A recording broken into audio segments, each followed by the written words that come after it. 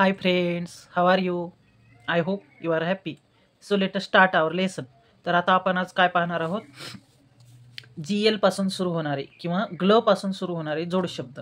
हे पहा, ग्ल, glad, glad, glad. आता याची आपण फोड करून घेणार आहोत ग्लॅडची. तर ग्लॅड म्हणते वेळेस ह्या ग्ल मध्ये ॲ लपलेला आहे. तर हा ग्ल इथे वेगळा केला, यामध्ये लपलेला ॲ इथे वेगळा केला आणि हे ड इथे वेगळं केलं. आता ह्या चंद्रासाठी काय आलेलं आहे? इथे ॲ आलेला आहे. हे पहा, म्हणते वेळेस इथे याच्यामध्ये ॲ येतो, ग्लॅड. तर ॲ इथे घेतलेला आहे. आता हे पहा, ग साठी काय येतं? जी. आणि ल साठी काय येतं? एल. हे पहा, ग साठी काय येतं? जी येतं, इथे आहे. आणि ल साठी काय येतं? एल. हे जी एल इथे घेतलेलं आहे. ग आणि ल वेगळं केलेलं नाही. हे अक्षर वेगवेगळे दिसत आहेत. हे पहा, तर ॲ साठी काय येते? ए. आता इथे ॲ तर नाहीये, मग ए कुठून घेतला? हे पहा इथे. अ साठी काय येते? ए येते. किंवा ॲ साठी पण एच येते. किंवा डबल अलकाना असेल, आ साठी पण एच घेतात. त्यामुळे ए, ॲ साठी इथे ए घेतलेला आहे. आणि डी साठी ड येते. हे पहा, डी साठी काय येते? हे पहा, डी साठी ड येते. तर आता हे याच्यामधलं प्लस काढून घ्यायचं आहे आपण. आणि GLAD ग्लॅड. ह्या ग्लॅड साठी काय आलं? ग्लॅडची स्पेलिंग काय आली? GLAD ग्लॅड आलेली आहे. आता हे पहा, ग्लँड हे आपण याचं सेपरेशन करून घेऊ, म्हणजे याची फोड करून घेऊ आपण ग्लँड या शब्दाची. हे पहा, ग्लँड, हे ग्ल इथं वेगळं केलेलं आहे, यामध्ये लपलेला ॲ इथे वेगळं केलेलं आहे. या अनुस्वारासाठी एन येतो, न येतो, न. ग्लँड, ग्लँड, ग्लँड म्हणते वेळेस नचा पण उच्चार होतो आहे त्यामध्ये. हा न इथे घेतलेला आहे आणि हे ड. तर आता हे ग्ल साठी GL, ॲ साठी ए आणि ह्या न साठी एन आणि ड साठी डी. तर हे प्लस मधलं काढून टाकलेलं आहे GL साठी. सॉरी, मग आता इथे झालेलं आहे GLAND ग्लँड. ह्या ग्लँडची स्पेलिंग झालेली आहे GLAND ग्लँड. अशा प्रकारे स्पेलिंग आपण बनवू शकतो किंवा मुलांना शिकवू शकतो.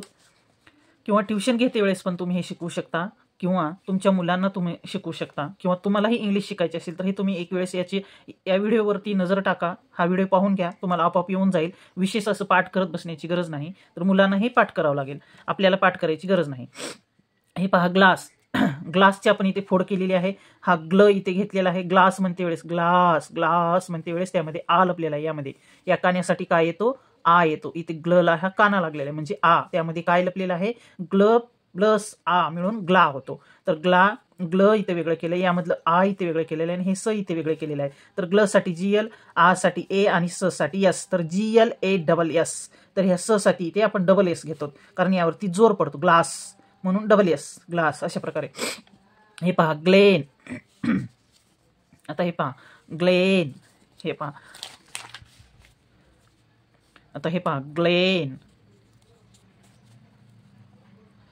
हे ग्लेन म्हणते वेळेस काय येतो? ग्ल आणि ए, ग्ले. हे ए चा उच्चार होतो. ग्लेन म्हणते वेळेस याच्यामध्ये ए एडक्याचा लपलेला आहे ह्या ग्लेमध्ये. ग्लेन. हे पहा, हे ग्ल इथे वेगळं केलेलं आहे, यामध्ये ए लपलेला हा इथे वेगळा केलेला आहे. यामध्ये लपलेला ए जर वेगळा केला तर यावरती जो मात्रा आहे तो निघून जातो. या मात्र्यासाठीच ए एडक्याचा येतो. हा मात्रा आहे म्हणजेच हा ए एडका आहे. यामध्ये ए एडक्याचं लपलेलं आहे म्हणून यावरती मात्रा आलेला आहे, त्यासाठी मात्रा दाखवतात. आता इथं ए काढला आपण, सेपरेट केला, मग यावरती जो मात्रा होता तो निघून गेला याच्यामध्ये, आणि हा न इथे वेगळा केला. तर ग्ल साठी GL, ए एडक्यासाठी हे पहा, ए एडक्यासाठी काय येते? ई येते.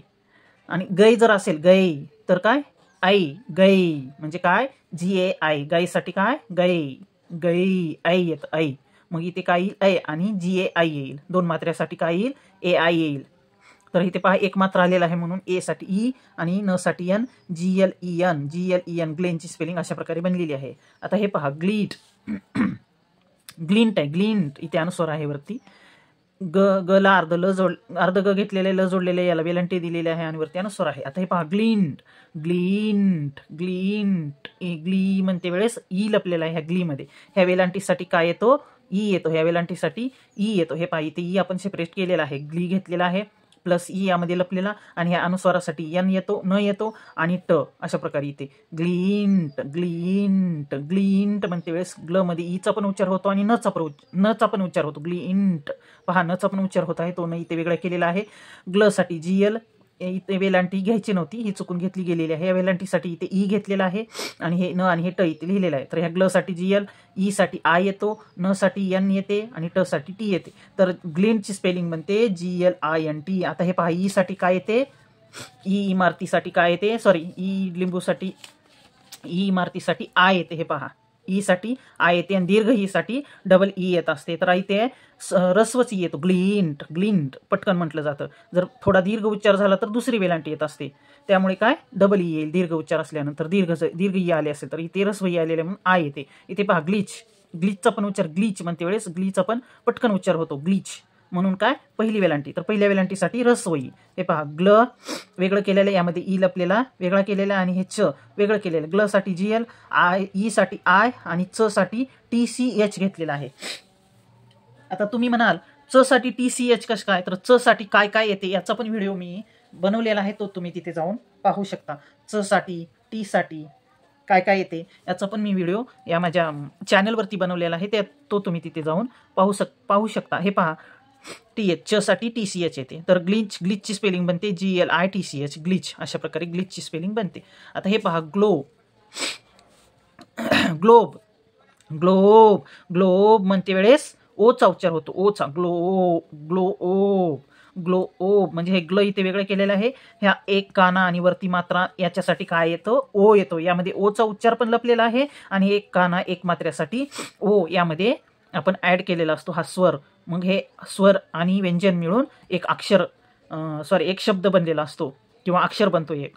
तर अनेक शब्द अनेक स्वर मिळून अक्षर बनतात. हे पहा, यामध्ये ओ लपलेला आहे आणि हे ब इथे वेगळा केलेला आहे. तर ग्ल साठी GL आणि ह्या ओ साठी ओ येतो. हे पहा, ओ साठी काय आलेला आहे, ओ आलेला आहे. इथे पहा, इकडे हे पहा, ओ साठी काय आलेला आहे, ओ आलेला आहे. म्हणून इथे ओ साठी ओ घेतलेला आहे, ब साठी बी घेतलेला आहे. तर GLOB ग्लोबची स्पेलिंग GLOB ग्लोब झालेली आहे. हे पहा, इकडे लक्ष द्या. आता हे पहा, इथे गौरी शब्द आहे, याची आपण इथे फोड केलेली आहे, ग प्लस आऊ. ह्या गौची फोड केलेली आहे.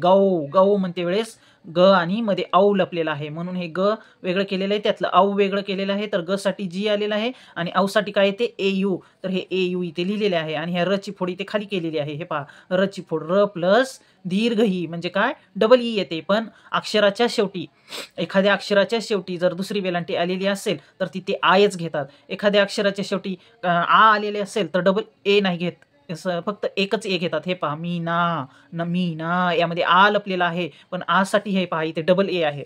आ साठी काय आहे, इथे डबल ए आहे. पण डबल ए घेतात का, डबल ए नाही घेत. मीना म्हणते वेळेस इथे शेवटी एच घेतात. जर शेवटी आलेलं असेल तर एकच अक्षर घ्यायचं. इथे डबल ई येतो. खरं तर हे पहा, र ला दुसरी वेलांटी आहे, इथे डबल ई पाहिजे, पण डबल ई नाही घेतलेलं आहे.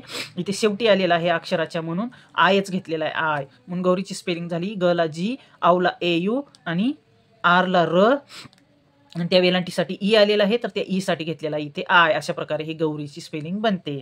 कळाल तुम्हाला स्पेलिंग कशी बनते ते. आता हे पहा, चला इकडे पाहू आपण, ग्लम. हे पहा, ग्लम म्हणते वेळेस ग्ल मध्ये लपलेला आ इथे वेगळा केलेला आहे, हा म इथे वेगळा केलेला आहे. ग्ल साठी GL, अ साठी यू येते, इथे अ साठी यू येते, अ येते, ए येते, परत अ साठी डबल ए येते, ई येते. अशा प्रकारे वेगवेगळे स्वर येतात. तर त्याचा पण व्हिडिओ मी बनवलेला आहे, तो तुम्ही या चॅनलवरती जाऊन पाहू शकता. तर यू, अ साठी यू, म साठी एम. तर ग्लमची स्पेलिंग बनते GLUM, ग्लम. अशा प्रकारे ग्लमची स्पेलिंग बनते.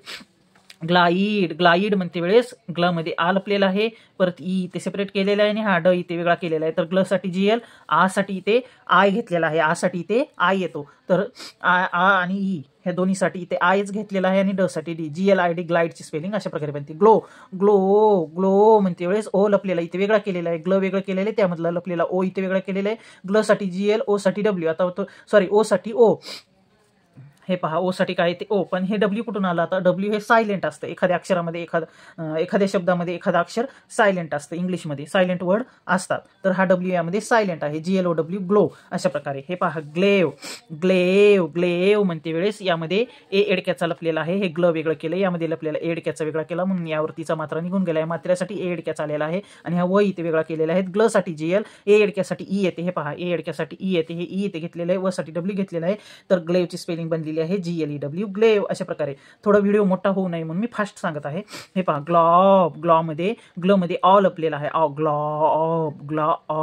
ग्ल प्लस ऑ प्लस हे ब इथे वेगळं केलेलं आहे. GL, ग्ल साठी GL, ऑ साठी ओ येते आणि ब साठी बी येते. GLOB ग्लॉबची स्पेलिंग GLOB ग्लॉब बनते.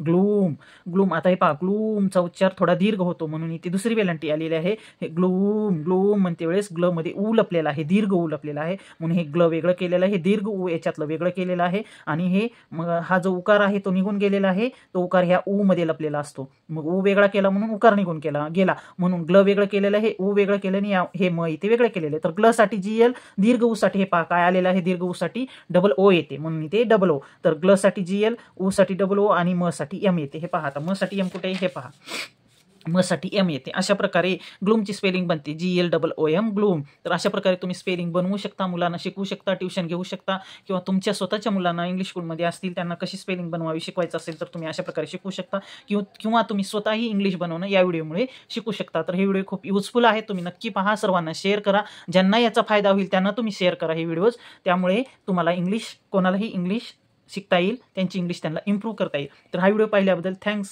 For watching.